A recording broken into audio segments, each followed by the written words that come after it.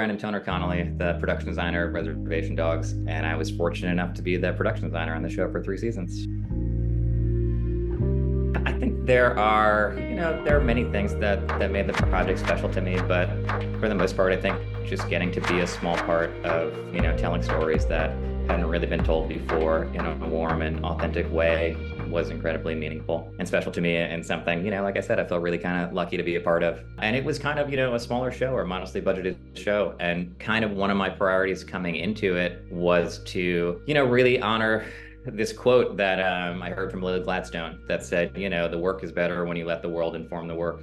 And I'm a huge believer in that. And especially on Reservation Dogs, I just wanted the art department crew to be made up of as many people from the community as possible to ensure that, what we were doing felt true. And there are so many amazing artists that we were able to collaborate with in terms of, whether it was making murals, whether it was making, just pieces of set dressing, whether it was making different elements like that.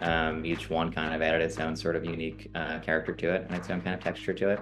Probably one of the biggest challenges that we had over the 3 years of the show was this catastrophic fire that we had the third season. And it was directly before we were supposed to start dressing and installing scenery for what was going to be our most challenging episode. It was an episode that's set in a 1940s American Indian boarding school where, children are taken and forcibly assimilated. I know that we all felt such an incredible sense of responsibility because the boarding school was such an emotionally charged, historically significant environment to recreate. And these types of American Indian boarding schools and the terrible history of forced assimilation they were a part of hadn't ever really been, depicted on film or TV, at least on American television. And so we knew we had to get it right and to be historically accurate to help convey what an awful, dehumanizing experience it was. And Tava actually contacted the author of a book called Stringing Rosaries, which is a history of these type of boarding schools in the plains. And that author came on board as our consultant, who is answering our many, many questions on everything from plates and spoons to bedding and desks. And, even though we're talking about objects, everything is really heavy with the emotional weight of this terrible history. And so basically, we're 1 week out from the biggest, build, the biggest dress, kind of the most significant, aesthetically and also culturally set we had put together. I had just gotten back home from set and I was sitting down to dinner around 11 p.m., as usually happens to me. And Tava Sampson, who is the set decorator, called, and she said, "The warehouse is on fire." I thought she was speaking metaphorically about the crew being really busy there, or reactions to the latest scheduling change, or something like that. And I was like, yeah, what else is new? And but then I could tell immediately from her voice that she was actually very serious.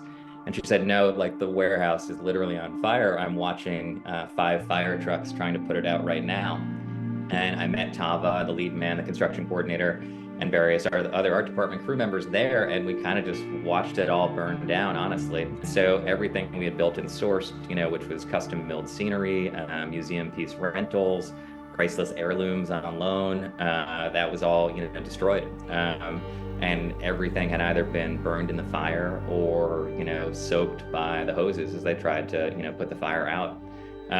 So it had all really been ruined. And they actually the fire department let us into what remained of the building, that night after they had put it out. And, we kind of looked at the remains, which were still smoldering, and we were, devastated. And I remember seeing everything inside illuminated by, the red flashing lights of the fire trucks. And just seeing the same kind of shell-shocked look on everyone's face. Thankfully, nobody was hurt. Thankfully, there was nothing like that, but it was just, very obviously damaging. Yeah, as I said, we had things like desks that were, on loan to us from a museum in the area. We had things that were, that had been loaned to us by family members of Tava, our set decorator, by other people like that. There were actually some things that she had in there from, her father. Those things were all kind of ruined also. We found out very quickly that production couldn't really change the schedule without also kind of seriously curtailing shooting time and possibly even changing how we were telling the story. And, so once we found that out the morning after the fire, we knew that we had basically a week to kind of figure out how to reproduce the scenery, how to resource the dressing, how to install the scenery, how to dress the sets, all with really no base of operations and no one's kind of personal kits or tools available to them. And the morning after the fire, once we opened the sets for the episode we were shooting that day, we had a big art department meeting to process everything and kind of listen to everyone's thoughts. Obviously, people were upset. Obviously, people were feeling, demoralized in a way, but nobody wanted to take a minute off or take a day off, and everyone just decided the story we were telling was too important not to tell, and not to tell in kind of this really rich visual detail. And from there, production was very helpful. They basically gave us the green light to purchase kit materials, knowing that there was an insurance claim coming. We found spaces at the location where Construction and Scenic could set up temporary shops. And I'm not saying they were the most glamorous spaces at all, but, they got the job done. And, Set Deck relied on help from the local community that they'd been a part of for the previous 3 seasons to help resource items and kind of generally find replacements for what we had lost. Seeing it all come together and seeing the 50 kids in costume there brought up, really strong emotions for everyone, and kind of just reminded everyone again, like how important these stories we're telling are, and kind of how much bigger Reservation Dogs can be, like, than just a TV show in that moment. I'm always trying to use design to give people the opportunity to experience life in a different place, or, a different kind of setting than their own. And those kind of character details of life that you put into a set, they create intimacy, and intimacy builds empathy, and conveying experiences like that kind of helps someone understand and feel another human being's world, and helps to kind of build that empathy.